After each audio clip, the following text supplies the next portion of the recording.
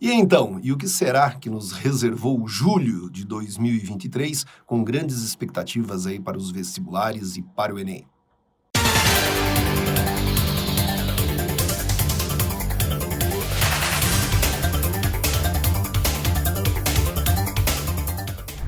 Olá, seja bem-vindo, seja bem-vinda. Eu sou o Alexandre e vamos conversar um pouco sobre as atualidades, as coisas importantes aguardadas aí para as provas dos vestibulares e para o Enem, que aconteceram no mês de julho de 2023. Olha, esse vai ser um papo mais rápido, porque aconteceram poucas coisas que realmente temos expectativas aí para os vestibulares. Então eu sempre, né, você que tem acompanhado aí essa minha conversa, sempre faço essa distinção, essa divisão entre mundo e Brasil. Então, quando se trata aí de mundo, né, uma coisa curiosa que aconteceu foi o golpe militar no Níger, país ali do norte da África. Vale a pena, né, você fazer a distinção entre Níger e Nigéria, né? Esses países têm esse nome porque eles estão relacionados à bacia do grande rio Níger, que é um rio extraordinário de 4.000 quilômetros, que termina num delta bonitão também, ali no Golfo, né, da Guiné.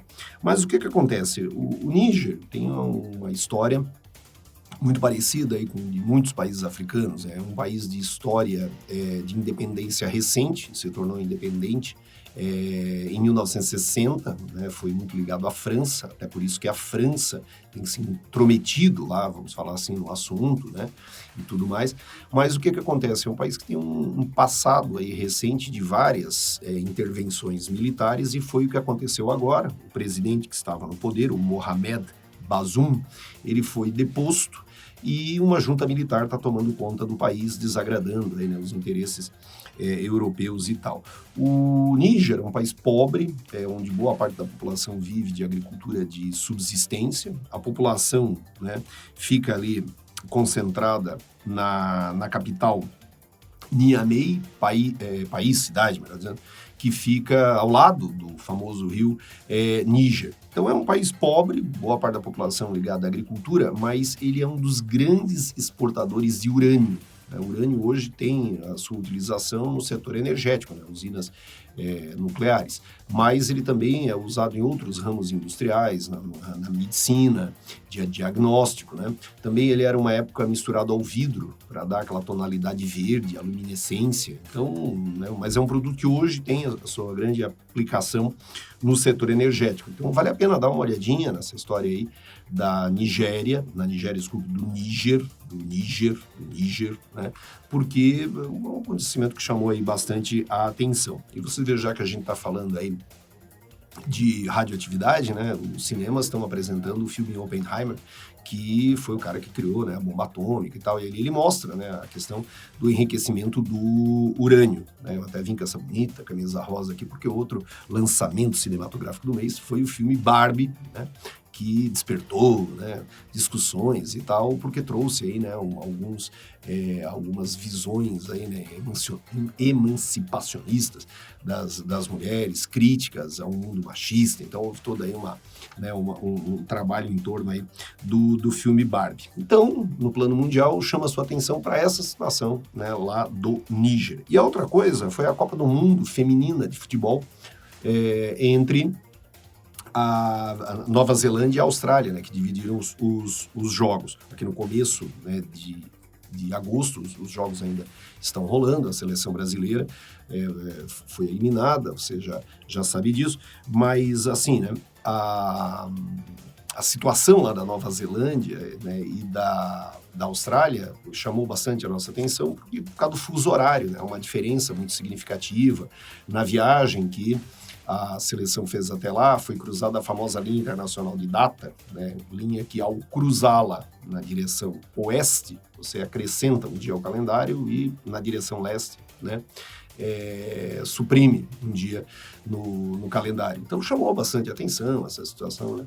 Então são dois países que receberam muito bem essas seleções femininas, né? Você lembra quando teve a Copa do Mundo lá no Catar, houve, né, repressão, a questão feminina, vestuário e tudo mais, das comunidades LGBTQIA+, também houve reclamações, né? E lá, né, um país bem moderno, bem aberto, né? Os dois, Nova Zelândia e Austrália, teve esta situação. Então, ó, de mundo, chama atenção aí da situação do Níger e lá da Copa do Mundo. E no Brasil, nós tivemos a aprovação na Câmara dos Deputados da reforma tributária.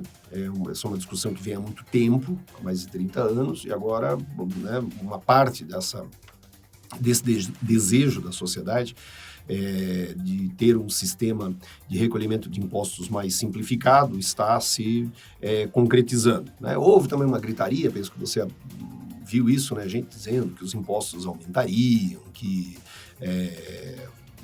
o país teria uma situação de inviabilidade de certos setores por conta disso. Mas o que a gente vê não vamos pagar menos impostos, mas vamos simplificar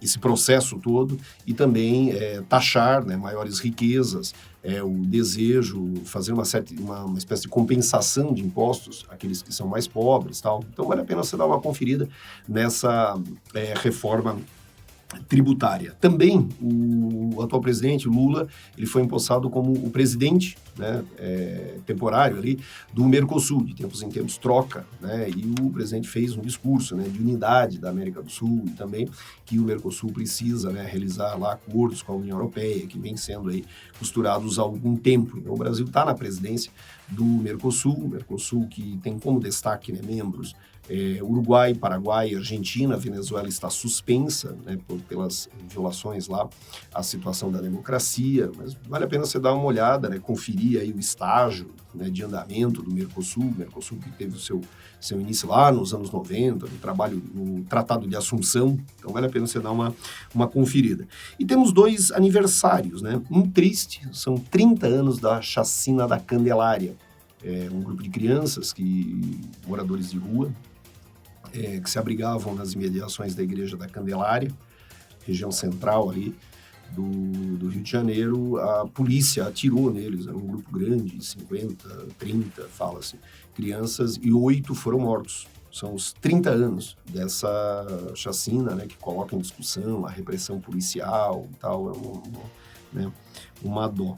E um outro aniversário daí importante, né, os 150 anos do nosso querido Santos Dumont, né, nascido em 20 de julho, 150 anos aí do considerado pai da aviação, um cara que teve um trabalho interessante, né? Outro dia eu vi aí que ele foi um dos incentivadores da criação do Parque Nacional do Iguaçu. Recentemente a Esquadrilha da Fumaça, inclusive, fez uma exibição lá em homenagem a isso, né, e tal.